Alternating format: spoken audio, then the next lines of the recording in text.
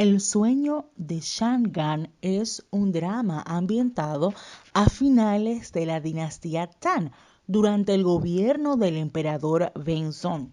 La corte está gobernada por eunucos y otros hacen hacer un intento de masacrar al eunuco Zhou Xilian, pero desafortunadamente fracasan. El ministro Wang Ya hace que todo su clan sea condenado a muerte, pero solo dos nietas escapan.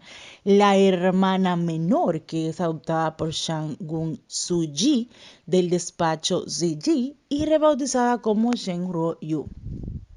Mientras la hermana mayor es adoptada como la ahijada de Zhou Xilian y rebautizada como Zhou Yanxi. 7 años después, el nuevo emperador Li Yan asciende al trono y recurre a la oficina Ziyi para luchar contra Qi Shilan.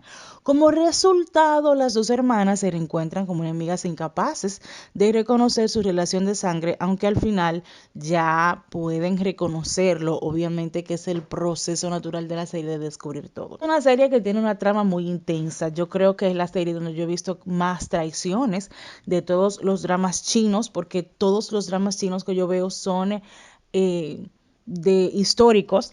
En general yo no veo dramas chinos modernos porque considero que se ven mucho más hermosos con la naturaleza y esos trajes todos pintorescos, aparte de que las historias son mucho más profundas. En este drama, que tiene 49 capítulos, debo decirles que me mantuve bastante, porque son capítulos intrigantes y de igual manera tú siempre estás a la expectativa de lo que pueda suceder. De hecho, estos dos actores que son los protagonistas de esta serie, Chen Ji y Shang Yuxi, están en el drama de amor y redención. Creo que la historia es un poco más profunda a nivel de drama. Y debo reconocer que tiene hermosa escenografía, que tiene hermoso maquillaje, que tiene unas actuaciones soberbias, especialmente con los villanos de la serie. Son los villanos que más me han gustado, de la forma en que se desenvuelven los papeles. En este caso, hablando de Zhou Yanxi y del eunuco Zhou Xilian, de verdad que hicieron una obra maestra. Pero así como está lo bueno, está lo malo.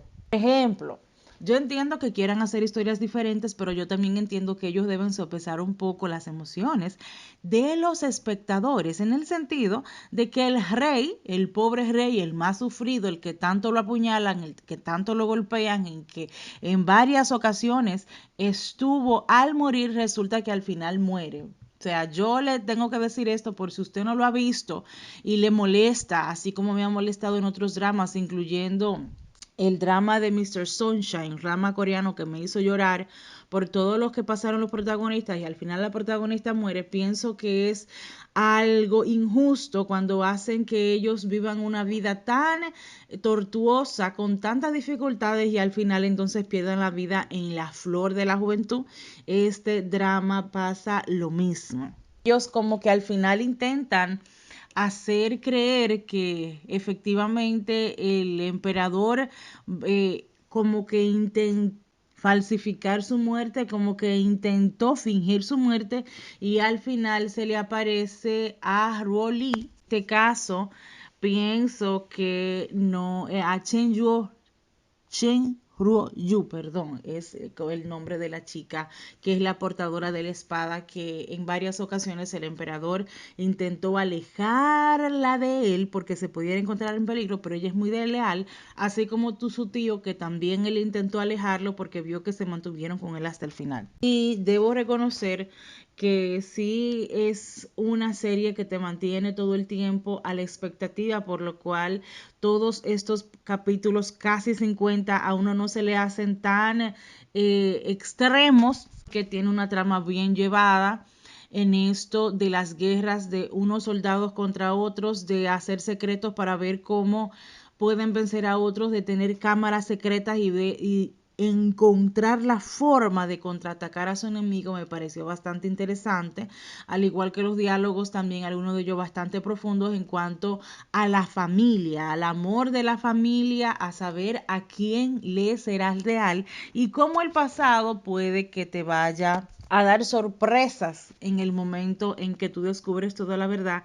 Pienso que este es el caso. Yo entiendo que todos los dramas no tienen que terminar con el príncipe y la princesa, o en este caso el rey y la reina feliz, pero yo soy de las que opto por algunos finales alternativos que, aunque ellos no queden en el poder, por lo menos que puedan terminar como otras historias que he visto, que ellos se van, se alejan de todos los problemas que tiene el reino y de esa manera pueden vivir una vida tranquila.